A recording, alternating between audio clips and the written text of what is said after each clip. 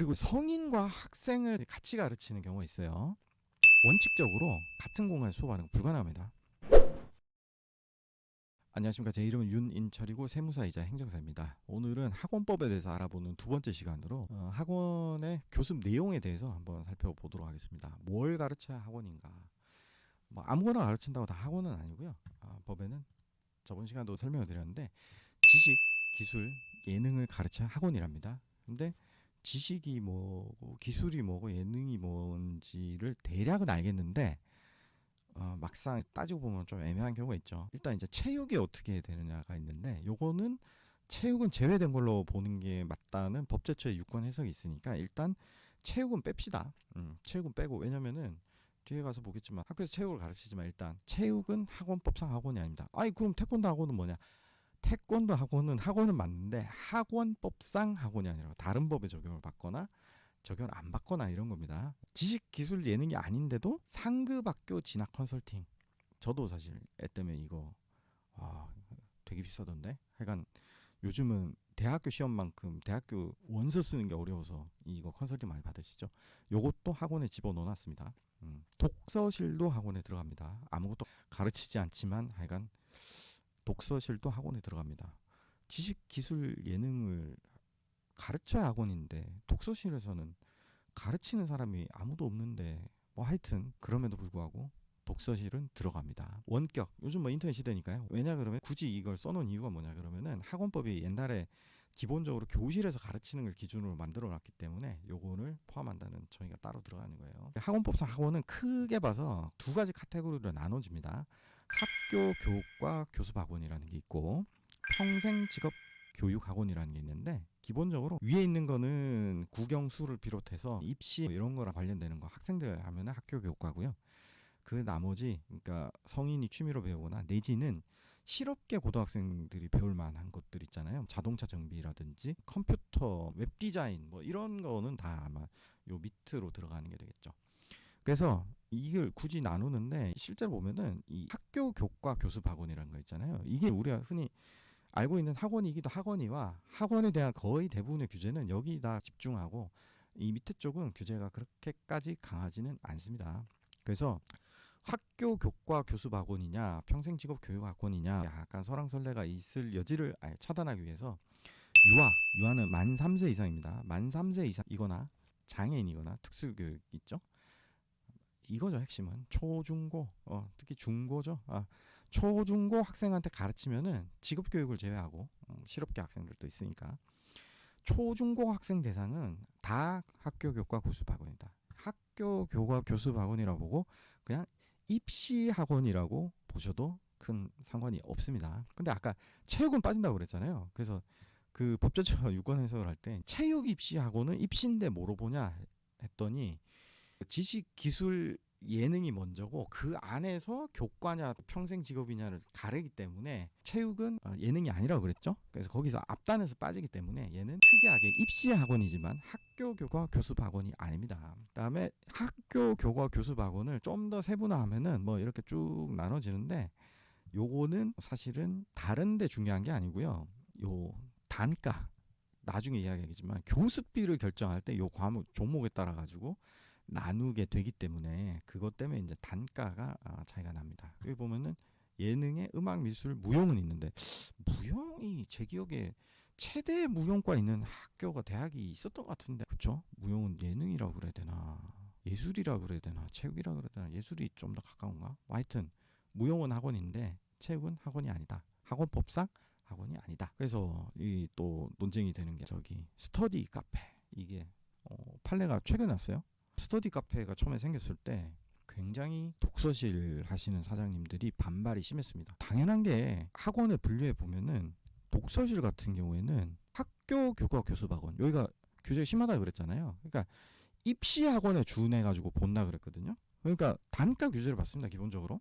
근데 스터디 카페는 자기네는 독서실이 아니래. 그래가지고 독서실 등록을 안 했어요. 제가 저번 시간에 학원 대상인데 등록을 안 하면 징역 1년 뭐 벌금 1,000만 원 이하 형사처벌 된다고 그랬잖아요. 그래서 당연히 독서실 원장님들이 화가 나가지고 고발을 했고 경찰에서 또 검찰로 넘겨서 이 정식으로 기소가 돼가지고 1, 2심에서 교육청이 이겼어요. 스터디 카페도 등록을 해야 된다. 이것도 독서실이다라고 해서 교육청이 이겼는데 놀랍게도 대법원에서 졌습니다. 대법원에 졌는데 2023년이에요. 근데 요게 실제로 판례를 읽어보면은 스터디 카페는 괜찮아 이렇게 스터디 카페 프랜차이즈 하시는 분들은 말씀을 하시는데 제가 봤을 때는 이게 그 완전한 승리로 보기는 조금 무리가 있습니다. 왜냐면은 대법원에서 파기환송한 이유 자체가 여기 보면은 개인 업무나 여가 활동이 가능한 공간이 있다. 스터디 카페 중에 보면은 작업하는 어른들용 공간이 따로 있거나 아니면 세미나실 같은 게 따로 옆에 있는 학원들이 있잖아요. 이제 이 문제가 된 데는 하필 그 시설이 있는 데였어요. 그러니까 그거를 이유를 들어가지고 이거는 단순 독서실로 보기 힘들다 그래서 대법원이 얘기했는데, 반대로 말하면 그런 시설이 없이 그냥 공부하는 책상만 있다. 그러면 무등록 학원으로 법원에서 인정될 확률이 제가 봤을 때는 훨씬 높아 보입니다.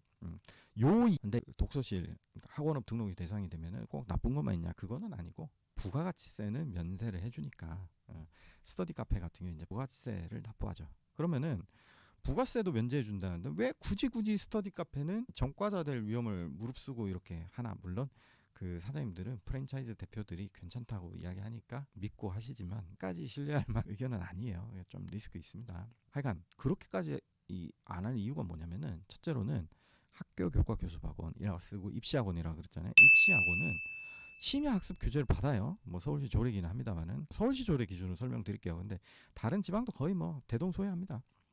그래서 밤 10시 이후에 금지 뭐 이런 거는 들어보셨을 거니까 독서실도 학교 교과 교습 학원이니까 똑같이 적용이 됩니다. 그 다음에 교습비 규제, 아까 종목이 중요한 게 교습비 때문에 그렇다고 그랬잖아요. 교습비도 얼마까지만 받아라 라고 이렇게 정해져 있어요. 그러다 보니까 독서실이 좀 시설이 낙후될 수밖에 없는 거예요. 그리고 뭐 각종 신고, 게시 뭐 귀찮은 것들이 있는데 뭐 이거는 그렇다 치는데 교습비를 얼마 이상 못 받잖아요.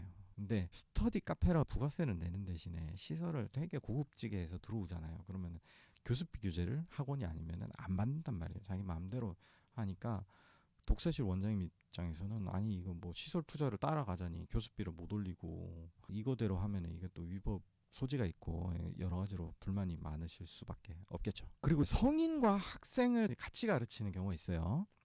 원칙적으로 같은 공간에서 수업하는 건 불가능합니다. 왜냐하면 학교 교과 교습학원이라고 그랬잖아요. 입시학원에 성인이 간다는 게 말이 안 되죠.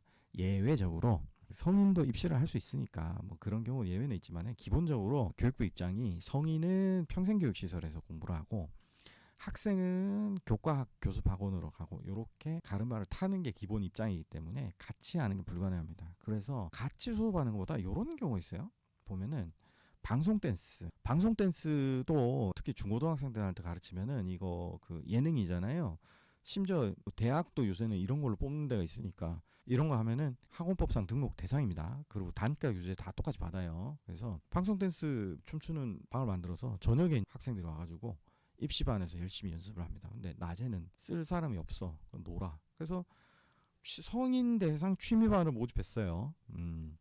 안 됩니다. 예. 그 경우에 별도 공간에서 별도의 시설에서 해야 된다. 그리고 체육시설법 같은 경우에는 이게 가능합니다. 어린이 축구교실에 뭐 성인을 위한 축구교실 이거 가능합니다. 부가세는 더 내야 되지만은 왜냐하면 체육시설법 같은 경우에는 규제가 그렇게 많지는 않으니까요. 오늘은 요 정도 알아봤고요. 학원법 까딱 잘못하면 형사처벌 받고 규제가 심합니다. 스터디 카페는 돈 마음대로 받게 하고 독서실은 안 되고 뭐 이런 게 있으니까 여러분들 등록 대상이 되면은 여러 가지로 신경 쓸 게 많으니까 되는지 안 되는지 미리 잘 상담받아서 결정하시고 시설 투자 먼저 떨렁했다가 후회하시는 일 없고 그렇게 하시길 바라고, 다음 시간에는 그 등록을 하면 오케이 그 등록을 해야겠어. 그럼 뭘 등록을 할지 그것들에 대해서 차근차근 살펴보도록 하겠습니다. 감사합니다.